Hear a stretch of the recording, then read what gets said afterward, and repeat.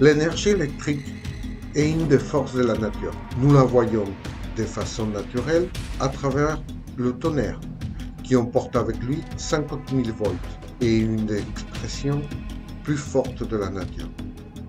L'énergie électrique a changé notre monde d'une façon absolue et nous sommes devenus tout à fait dépendants d'elle et notre façon de vivre est grâce à elle.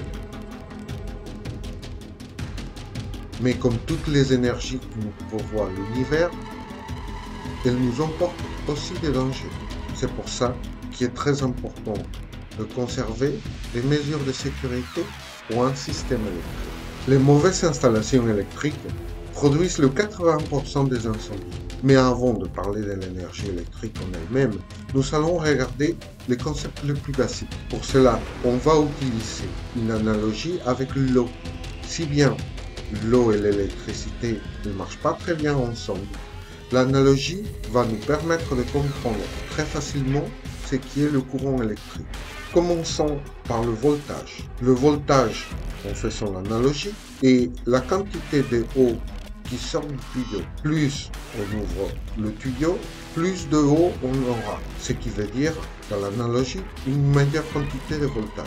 En fermant le tuyau, le voltage va descendre. Dans cette analogie, l'ampérage, la quantité d'eau qui sort du robinet, et après il est pris par le système de canalisation. Ça veut dire c'est la consommation en elle-même. Le wattage est la puissance qui a l'eau, c'est-à-dire c'est un ressemblant entre avoir une petite rivière et une grosse rivière. Maintenant, vous pouvez comprendre que les ampères, les volts et les watts, ils sont tout à fait liés.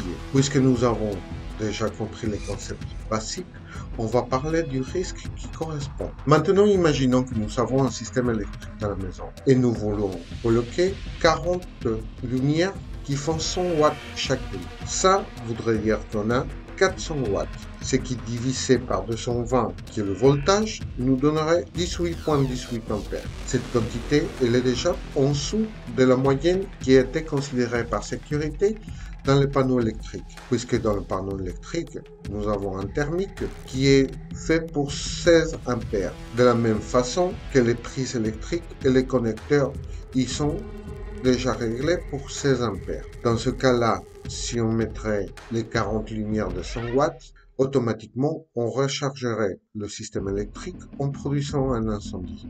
Pour protéger le système électrique, nous devons tenir en compte toujours de garder une consommation menor en ampères que le thermique. Maintenant que notre système électrique est protégé avec le coupleur thermomagnétique, et nous devons nous inquiéter maintenant sur les êtres vivants qui se trouvent près des prises électriques, en parlant des personnes et des animaux domestiques. Pour cela, le différentiel qui est un coupleur à sa fois doit se trouver à l'avant des coupleurs thermiques. Ce qui fait un différentiel, c'est déterminer qu'il y ait l'utilisation de flux électriques plus d'un côté que de l'autre, ou la même chose, plus d'un câble que de l'autre, en faisant automatiquement le découpage de tout le système électrique pour éviter l'électrocution d'une personne. Ça, c'est un panneau électrique correct, bien fait. Comme vous pouvez voir là, il y a un différentiel. Et après, il y a les coupleurs thermomagnétiques qui se trouvent là pour les prises de courant, pour le four, pour le relais. Et quand on voit ça depuis l'intérieur,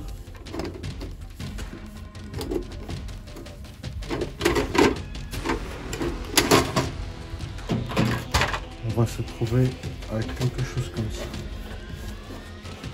Alors ça, c'est l'arrivée principale du courant électrique et après ça passe sur chacune des lignes et ça c'est la. Quand on parle d'énergie électrique, il faut toujours se souvenir du danger qu'elle représente.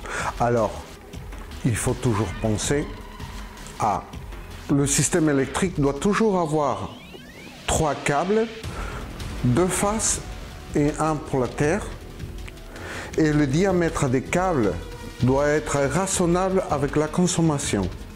Pas trop surcharger les prises électriques. Toujours utiliser des gants électriques. Près des systèmes électriques, utilisez toujours des boots qui sont certifiés pour la prévention des risques électriques.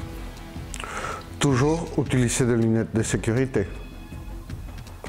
Aux États-Unis, la norme qui est utilisée s'appelle NEC, que c'est National Electric Code. Dans la Bolivie, on utilise la NB 777. En France, on utilise la norme NFC 15-100. Et dans votre pays, c'est quelle norme qu'on utilise? Je voudrais bien savoir. Laisse ton message en dessous de la vidéo, dans les commentaires. Et à la prochaine vidéo.